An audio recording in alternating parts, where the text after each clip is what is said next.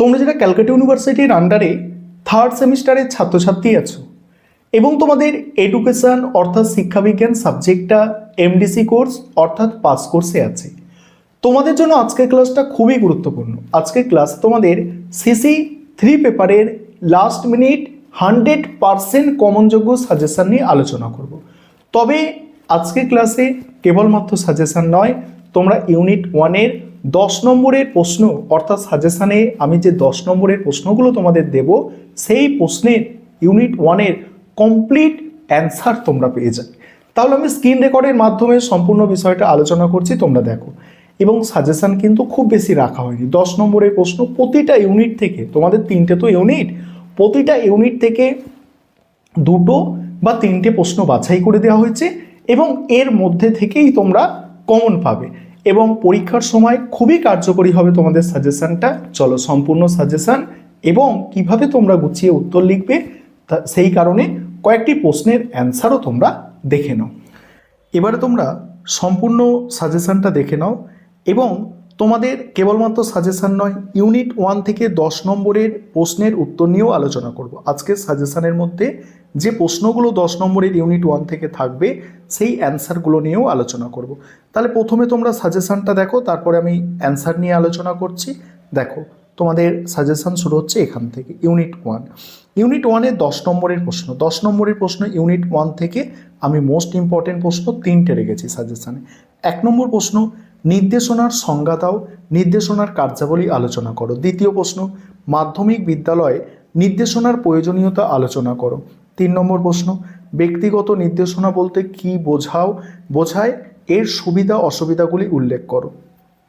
4 নম্বর প্রশ্ন আছে, দলগত নির্দেশনার সংজ্ঞা দাও, একক নির্দেশনার সঙ্গে এর পার্থক্য আলোচনা করো, দলগত নির্দেশনার সুবিধাগুলি ব্যাখ্যা করো। 5 নম্বর প্রশ্ন, একটি উত্তম বিদ্যালয় নির্দেশনার কার্যক্রমের জন্য প্রয়োজনীয় উপাদানগুলি আলোচনা করো। 5টা প্রশ্ন এখানে দিয়েছি, তবে মোস্ট ইম্পর্টেন্ট হচ্ছে প্রথম 3টে প্রশ্ন। এবং আমি তোমাদের কি বলেছি, আজকে এই মডিউল মানে ইউনিট 1 থেকে তোমাদের এই যে 5টা প্রশ্ন আছে, এই 5টা প্রশ্নের অ্যান্সারও তোমরা আজকে ক্লাসে পেয়ে যাবে। এবার 5 নম্বরের প্রশ্ন ওখান থেকে কি করবে, ইউনিট 1 থেকে দেখো, নির্দেশনার কার্যাবলী উল্লেখ করো। তারপরে আছে দেখো, মাধ্যমিক শিক্ষান্তরে নির্দেশনার প্রয়োজনীয়তা সংক্ষেপে লেখো, ব্যক্তিগত নির্দেশনার সুবিধা অসুবিধা লেখো, দলগত নির্দেশনার 5টি সুবিধা উল্লেখ করো। তারপর হচ্ছে একটি ভালো বিদ্যালয়ে নির্দেশনা কর্মসূচির জন্য প্রয়োজনীয় উপাদানগুলির নাম উল্লেখ করো। ইউনিট 2 থেকে 10 নম্বরের প্রশ্ন কি করবে, প্রথম প্রশ্ন আছে, শিক্ষামূলক নির্দেশনার সংজ্ঞা দাও, শিক্ষার বিভিন্ন স্তরে শিক্ষামূলক নির্দেশনার কাজগুলি আলোচনা করো। তারপরেই আছে কি, বৃত্তিমূলক নির্দেশনা বলতে কি বোঝো, শিক্ষার বিভিন্ন স্তরে বৃত্তিমূলক নির্দেশনার কাজগুলি আলোচনা করো। মোস্ট ইম্পর্টেন্ট প্রশ্ন, স্টার দিয়ে চিহ্নিত করা আছে। তারপরে দেখো, তারপরে হচ্ছে ব্যক্তিগত নির্দেশনার অর্থ ও কিশোরদের জন্য এর গুরুত্ব। এই 3টে প্রশ্ন এখানে সব থেকে গুরুত্বপূর্ণ। এখানে একটা এক্সট্রা দিয়েছি, আধুনিক শিক্ষা ব্যবস্থায় বৃত্তিমূলক নির্দেশনার কার্যাবলী আলোচনা করো। এবার হচ্ছে তোমাদের 5 নম্বরের প্রশ্ন। 5 নম্বরের প্রশ্ন কি আছে, শিক্ষার বিভিন্ন স্তরে শিক্ষামূলক নির্দেশনার কাজগুলি সংক্ষেপে লেখো। তারপরে আছে বৃত্তিমূলক নির্দেশনার গুরুত্ব। তারপরে কৈশোরকালে ব্যক্তিগত নির্দেশনার প্রয়োজনীয়তা আলোচনা করো, ব্যক্তিগত নির্দেশনার সুবিধাগুলি লেখো। 3 নম্বর ইউনিট থেকে 10 নম্বরের প্রশ্ন কি, প্রথম প্রশ্ন হচ্ছে পরামর্শদানের সংজ্ঞা, এর গুরুত্ব পরিধি আলোচনা করো। দ্বিতীয় প্রশ্ন, পরামর্শদানের কৌশল আলোচনা করো। সেখানে নির্দেশক কৌশল, অনির্দেশক কৌশল, সমন্বিত কৌশল, এই কৌশলগুলো তোমাদের উল্লেখ করতে হবে। তারপর সমন্বিত পরামর্শদানের বৈশিষ্ট্য ও সুবিধাগুলি আলোচনা করো।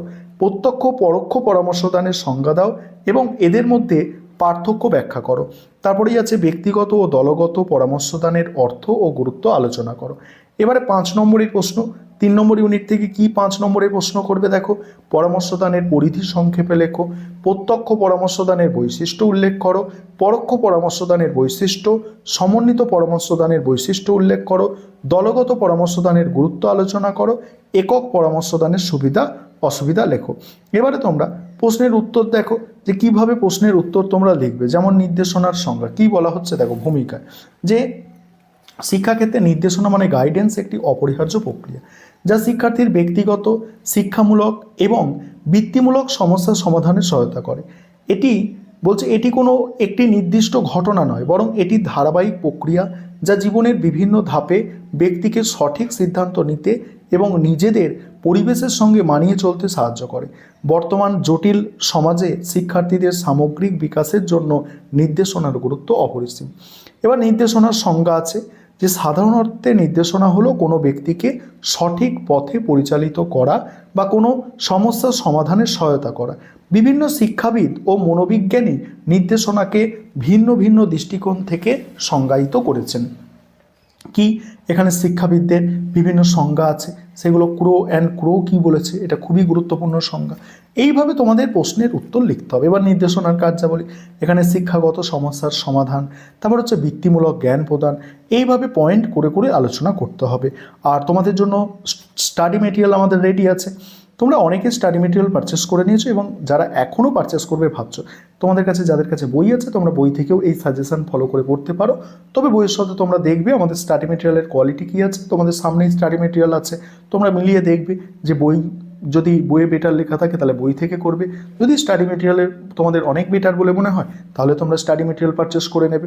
ঠিক আছে, দেখে নাও তোমরা সম্পূর্ণ প্রশ্নের উত্তরগুলো তোমরা দেখো। এবং এটা প্রথম প্রশ্নের অ্যান্সার গেল, দ্বিতীয় প্রশ্নের অ্যান্সার মাধ্যমিক বিদ্যালয়ের নির্দেশনার প্রয়োজনীয়তা, এটা তো একদমই মোস্ট ইম্পর্টেন্ট প্রশ্ন। দেখো তোমরা কিভাবে প্রশ্নের উত্তর লিখবে দেখে নাও, আমি স্ক্রল করে করে যাচ্ছি।